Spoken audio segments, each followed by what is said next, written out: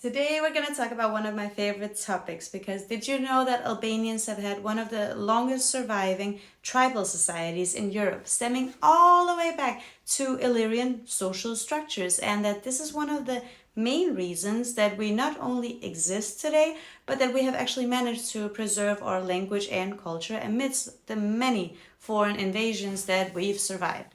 This kinship actually hasn't died out yet. Most Albanians still know even today which tribe, or as we say in Albanian, fis, we come from. Many have different last names today, which is one way to trace it, but some still have their original last name. For example, I am Krasniqi by fis and last name.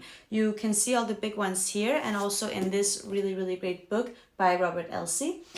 There are two important terms in this case. There's the fis, which can be translated to tribe or clan, and then there's the bairak or flamur, which can be translated to flag. Fis is a large group of people who share a common ancestry, so basically same blood. This means we cannot marry each other. This was a very serious matter in 1635 even. Frank Borde recorded that many believed that even after 400 generations, you are still not allowed to marry someone within your fis. According to pretty much all the canons as well, this was the law. Even today, many Nikai and Krasniqi don't marry, even after 20 generations, although we no longer follow the canon. And as all Albanians know, nobody today marries someone from the same katun or village as them because most likely you're related in some way or another, even if you don't even know that person or their family.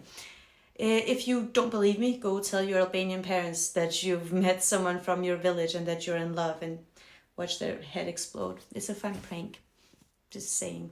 Now the flamur or bairak is more like a territory, so where a tribe or tribes have formed an alliance. You can have a bairak with 30 or 300 houses. There's no limit really. Within that bairak you can have just one fis, which means everyone's related, for example in smaller villages, but there can also be several fise in one bairak, all coexisting. They would essentially go to war together, have set rules on territory, what is shared, what isn't, who gets to hunt here, fish there, what vegetables are grown in the common area.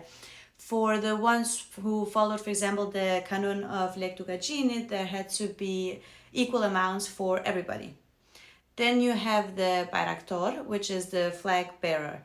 This would essentially be the older chosen leader who's the wisest person of the tribe, and this person would then communicate with other tribes. Ultimately, what you end up with is a society, one with its own laws, its own mayor in the form of a baraktor, ministers like the head of each household, zotishpis, and citizens who all work together for the greater good. That is why the canon would function as the law. And that's why different bayraks would follow a different canon or code of law according to their own specific needs, while the main idea of the canon was the same. It's also said to have had thousands of rules and customs, so for those saying that Albania was lawless, you clearly have never read any book on the matter or any canon whatsoever. A great start would be the canon of Lektugajini. I'm pointing as if you guys can see it there, but I'll put it up here. Any historian would tell you that Albanians always had laws. We just didn't recognize the laws of foreigners who invaded our lands. Now, before anyone gets any ideas, bayrak is not a Turkish invention. These structures were always there. We just named it bayrak after some time, while some still called it flamur. It stuck. I don't know why. It's just a name. Actually, he even goes on to explain that the Ottoman government made bayraks illegal because the reason they still existed or were upheld was because there were so many Albanians who refused to recognize any foreign administration and united with their neighbors instead, especially the clans in the north because they lived isolated and were harder to control, and they fully mastered their terrain as well, like for example the Kelmandis, who also managed to stay Catholic for a long time as well. Many of them still are. Essentially, in themselves, they were an opposition to a state that they did not recognize. This is an very interesting parallel actually to how Kosovo has functioned as well for the short time that we've had to deal with the Serbian administration. I say short because compared to when the Ottomans ruled us, as well as everyone else, like literally the Byzantines, the Romans, even the Bulgarians had more influence, but Serbs are considered a mere blimp. They just created a lot more damage than the rest because they did not bother to think of us as humans, at least in Kosovo.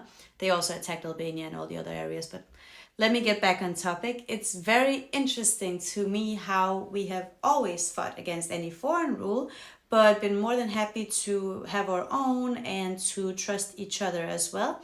And I hope you liked it. And if you did, read this book, find your tribe, read more about it. It's super, super interesting stuff. Enjoy!